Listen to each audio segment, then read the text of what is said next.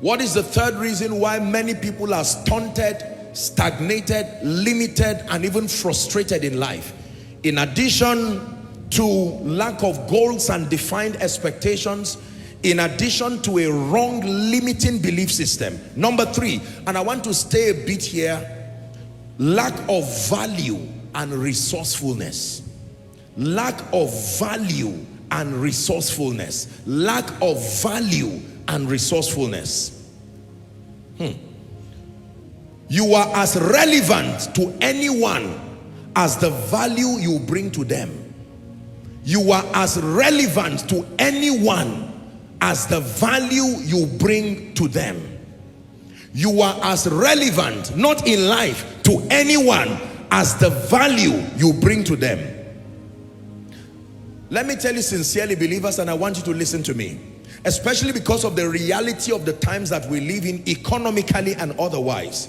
Our world today runs on a value reward system. Value-reward system. Our world today does not run on sentiments. It runs on a value reward system. Say that after me, please. Value reward system. One more time. Value reward system. As a believer, because we have a mandate to reach all nations, at least with the gospel, I hope you know what value is.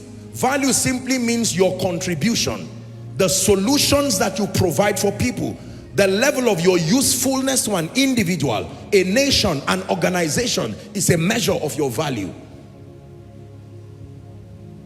The measure of your usefulness to a person is your value to that person. Now, let me give you an instance. Let's say a husband and a wife.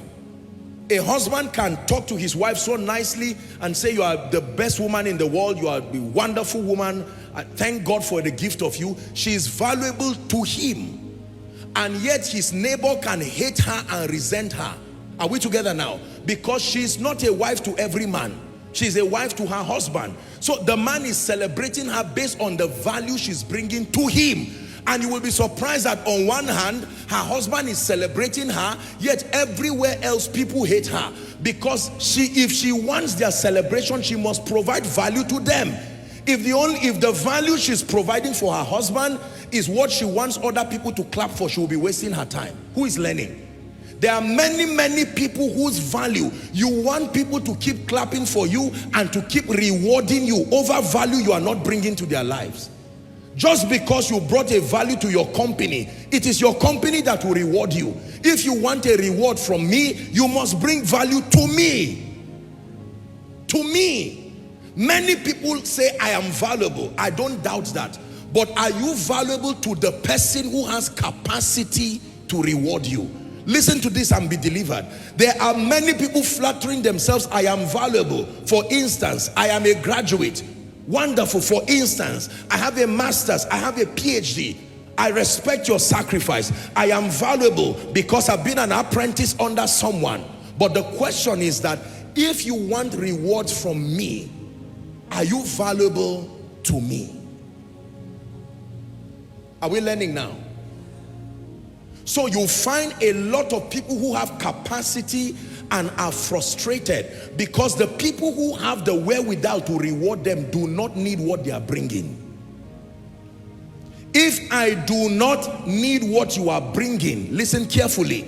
If I do not need what you are bringing, no matter how valuable you believe you are, with respect to being rewarded from me, you will not be rewarded. Are we together? So for instance, you find a young graduate angry and saying, can you imagine after spending 5 years, 6 years, 7 years pro strike, doing a postgraduate, doing whatever it is, I am here now, no job, no situation. I understand and I truly sympathize. But you see, those who have the resources may not need what you are carrying, may honestly not even need what you read. Your own assignment now is to reinvent yourself to communicate the value that can be rewarded. Else you will remain angry even though you are supposedly gifted. If you can sing and you come to my house and what I want is total silence with respect to my desire and what I want to reward, no matter how glorious your singing is, you will not be rewarded by me. So there are two ways God helps you. Either you change your value to what I can reward, or God changes your audience to the person who has a recognition for what you carry. And tonight, may God do both for someone. I've shared with you here how a woman who has PhD was, opening and closing gates in an oil and gas company. PhD. Now, I'm not insulting that work, you get what I'm saying? But I'm saying for that level of investment, you have to make do with anything that is available. Again, I pray for you, Koinonia, from the depth of my heart, whether it's a ministerial grace you carry, whether it's a business grace you carry, whether it's years of intellectual sacrifice, everybody who needs you and can reward you as touching what you carry, this week, in the name of Jesus, may they find you. May they find you. May they find you. May they find you. In Abuja, may they find you. In Lagos, may they find you. In Nigeria, may they find you. Across Africa, may they find you.